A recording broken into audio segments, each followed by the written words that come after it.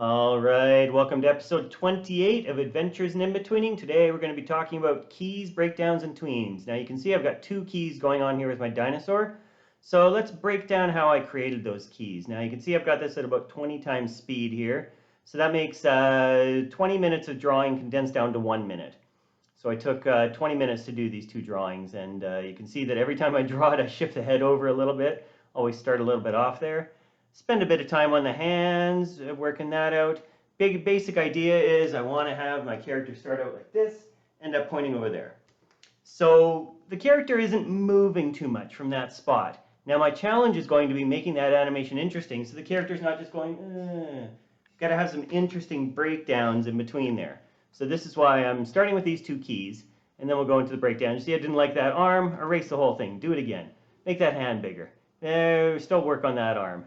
Tighten it up a little bit here, because if I'm going to be doing breakdowns and in-betweens, I want to have a pretty tight drawing to start with.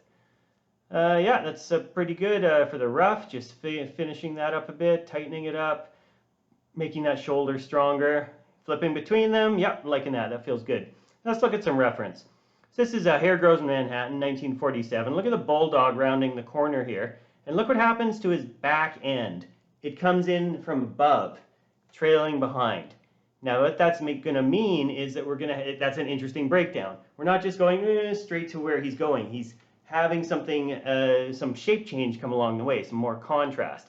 And then his hips will go down and come up at the same time as his head's going up. Line of action gets stronger and stronger into that final pose.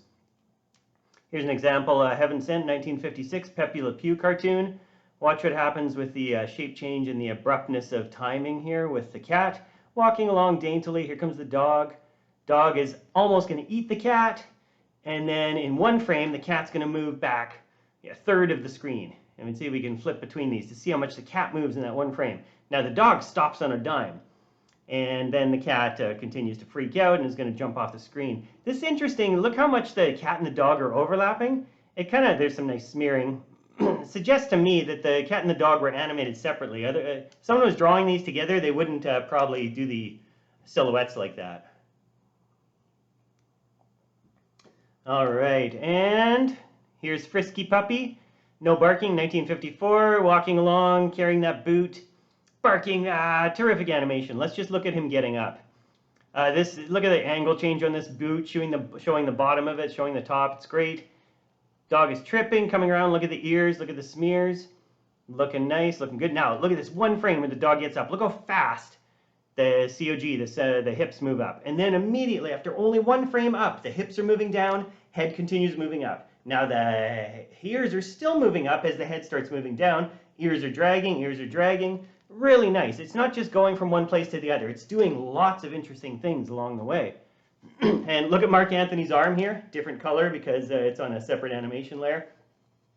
Now again, this is a terrific example. Watch what happens when Mark Anthony lets go of the cat. He's going from here to here. It looks like it should be pretty simple. Arm out, arm in, but look what they do. Head down, arms up. Head down even further, arms up even further. And now smear those hands, smear those arms as the head starts to come up. Angle change. And boom, into that final pose. So that's a terrific example of an interesting breakdown with in-betweens that support it. So here I want to come up with an interesting breakdown. You can see my two heads, so the red drawing is where I started, the green drawing is where I'm going to. Those heads were pretty much in the same spot. So let's do this. Let's have the head come up. Let's have the body come up. Let's have the arm reverse with the leading with the elbow as it comes up there. That's feeling like it's an effective breakdown. Sometimes you have to rotate the canvas to be able to use the mechanics in your arm more easily. And you see with the tail too, that's not at all in between. That's just a complete different motion. So now I'm thinking about what's my breakdown going to be here. Well, I want to have that arm, again with the elbow leading, I'm going to have it coming across, reverse. Now let's have the head come down. So we've got head up for one breakdown, head down for another breakdown, and then it can come up to that place where the first drawing was like this, second drawing wasn't much changed. We have a lot of motion along the way now. Having that tail go in a wave motion and trying to keep a silhouette with that tail so it's not overlapping the arm on the screen right side there. That's coming along. I'm feeling that pretty good. So now I can move to my in-betweens. Now my in-betweens are less creative. I've done my breakdowns. I'm feeling good with those. Again, you can see this is 30 times speed. So the only challenge here is this arm. And I was fighting, you can see I erased this arm, drew it a few times, and I decided, you know what, I'm going to take that Mark Anthony example, I'm going to drag that finger. Drag that hand a little bit, not too crazy. Could have went further with it, but this is working, this is doing what I need to do. So I'm just going to straight, it's almost straight in betweens now. I'm doing some flipping, but a lot of it is just looking at those two onion skin, the red and the green, and just doing drawings in between those. Here with the arm again, let's overshoot it and come up a little bit for some overlap. Drag the hand, lead with the elbow. But you can see how fast I'm drawing it here, even, I mean, 30 times speed. It's still fast. And then here's my last in between coming up. Yeah, straight, almost straight tweens. You can see I'm flipping less and less here, just drawing between. And here we go.